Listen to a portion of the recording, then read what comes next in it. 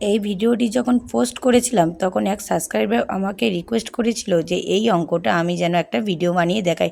তবে তোমাকে বলে রাখি, আমার একটা অঙ্কের ভিডিও চ্যানেল আছে @mathsolve 1994। এখানে গেলে সমস্ত অঙ্কের ভিডিও পেয়ে যাবে। তবু তোমার রিকোয়েস্টে অঙ্কটি আমি করে দেখাচ্ছি। প্রশ্নটি আছে ৩৬,৭৯৮ দিনে কত বছর, কত মাস, কত দিন। এরকম উত্তর পেতে গেলে আমাদের কি করতে হবে? এখানে এই যে ৩৬৫ দিনে ১ বছর, তাহলে ৩, ৬, ৭, ৮, ৯কে ৩৬৫ দ্বারা ভাগ করব। তাহলে ভাগ করলে দেখো ১ ঘর যাবে, ১ ঘর গেলে ৩৬৫ কত নামছে?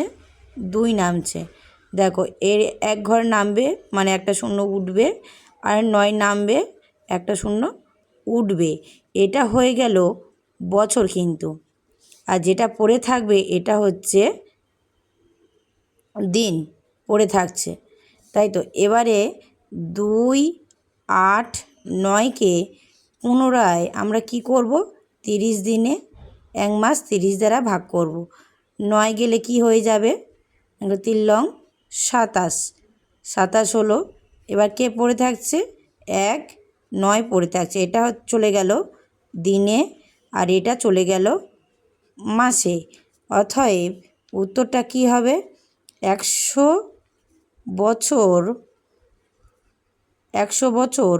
৯ মাস ১৯ দিন।